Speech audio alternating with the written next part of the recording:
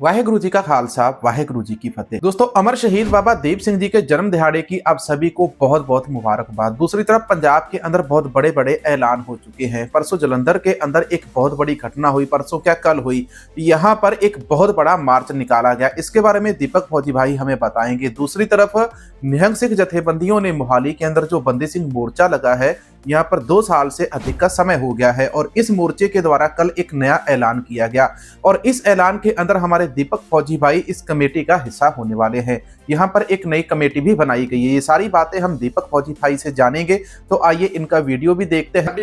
ऐसी मनु देश होए जो मनु बढ़ता गया, असी दून सवाए हुए और वही हो गया। ट्रंप ने ऐलान किया और यहाँ से ना खालसा राज की मुहिम जो थी ना वो इतनी तेज हो गई है कि अब किसी की समझ में नहीं आ रहा। सबसे पहले तो आज धन धन बाबा अमर शहीद दीप सिंह जी महाराज के जन्म दिवस की सभी संगतों को लख लख बधाइयां। ऐसा अद्वितीय अमर शहीद आपने आज तक नहीं सुना होगा जो बाबा दीप सिंह जी थे, उसके बारे में सबको पता है। हाँ, जो ट्रंप ने ऐलान किया, जालंधर में कल क्या हुआ, पुलिस वाले खड़े खड़े देख रहे थे ना। कल इतनी बड़ी बड़ी घटनाएं हुई है पंजाब के अंदर जो कि साफ स्पष्ट संकेत है।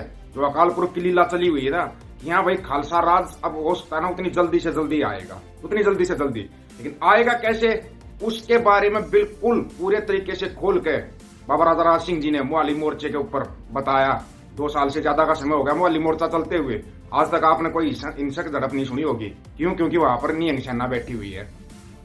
वहां पर कल बहुत बड़ी पंचायत हुई थी और उसके अंदर जो ऐलान किए गए हैं वो ऐलान है ना बिल्कुल जो सारे के सारे ऐलान किए बिल्कुल सही किए हैं। कि जो पंजाब के अंदर 3.5 लाख जो भाई हमारे धर्म परिवर्तन कर गए हैं उनको वापस लेके आया जाएगा, वापस।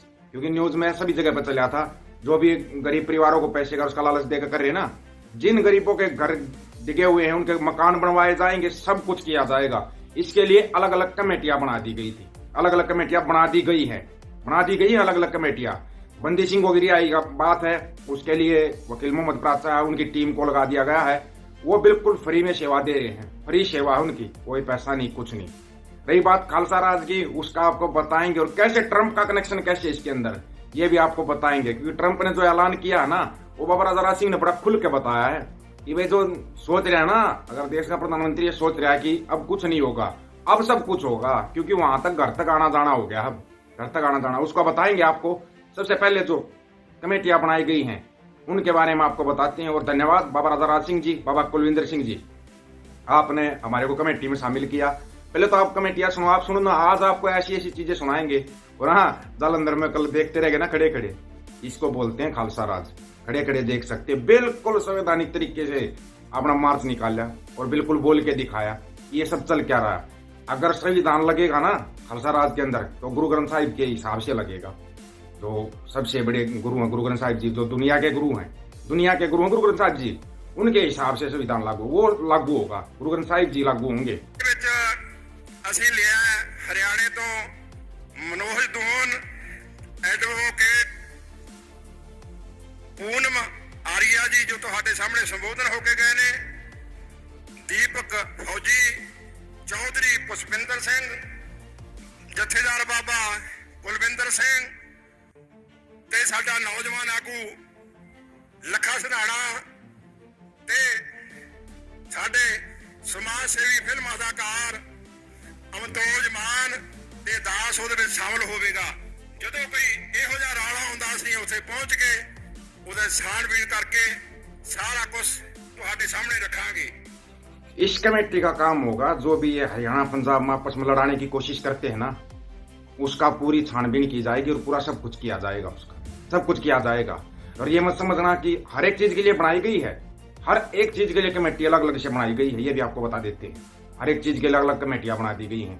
एक में डॉक्टर रितु है और उनके साथ हैं, तो ये कमेटियां अलग अलग बनाई गई है। इन कमेटियों का जो काम होगा ना वो भी आपको पता लग जाएगा। और जो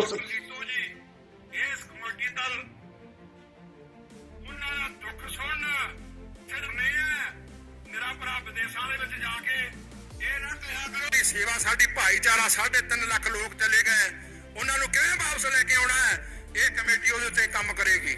थोड़ा सा मैं आपको डिटेल में बताता हूँ। यहाँ पर 3 जत्थेबंदियां नई बनाई गई है। एक पंजाब हरियाणा की एकता को लेकर बनाई गई है, एक बंदी सिंघों के लिए बनाई गई है और एक पंजाब के अंदर हरियाणा के अंदर जो सिख धर्म से धर्म परिवर्तन करके ईसाई धर्म के अंदर लोग गए हैं 3.5 लाख लोग, उनको वापस सिख धर्म के अंदर लाना है। उनकी क्या डिमांड्स है, वो डिमांड्स पूरी फुलफिल करके उनको पैसा देना हो, जमीन जायदाद रोजगार जो भी देना पड़े, उसके लिए ये जो कमेटियां हैं पूरा जोर लगाएंगी और उन सिखों को वापस सिक्खी के अंदर लेकर आएंगी जो सिक्खी को छोड़कर ईसाई धर्म अपना चुके हैं। ये कमेटियों वाली अपडेट आपको कैसी लगी, इसके बारे में कमेंट करके जरूर बताना। अब दोस्तों यहाँ पर बात कर लेते हैं श्री अकाल तख्त साहिब जी से सरदार मनजिंदर सिंह सिरसा को चिट्ठी जारी की गई थी जिसके अंदर वो दाढ़ी काली करते हैं, इसके बारे में उनको भी यहाँ पर झटका लगने वाला है। दूसरी तरफ डोनाल्ड ट्रंप तरह तरह के झटके वहां पर अमेरिका से दे रहे हैं। अब डोनाल्ड ट्रंप अमेरिका के अंदर एक के बाद एक झटके दे रहे हैं। दूसरी तरफ बात उठती है खालसा राज की। फौजी भाई ने भी खालसा राज की बात कही, तो ये बातें निकलती कैसे है सुन लो। पंजाब के अंदर जिस चीज को दबाया जाता था अब वो बड़े लेवल के ऊपर सामने आ गई है।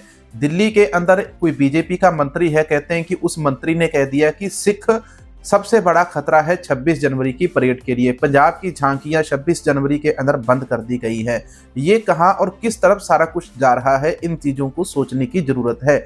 दूसरी तरफ भारत सरकार या भारतीय प्रधानमंत्री नरेंद्र मोदी जी को डोनाल्ड ट्रंप के द्वारा इनवाइट नहीं किया जाता, लेकिन वहां पर जिसे भारत सरकार आतंकवादी ऐलान चुकी है उन लोगों को वहां पर बुलाया जाता है डोनाल्ड ट्रंप के द्वारा। ये एक सोचने वाली बातें हैं कि क्या हम सिखों को साथ लेकर चल रहे हैं, क्या हम उनको अलग कर रहे हैं, ये बहुत बड़े सवाल है।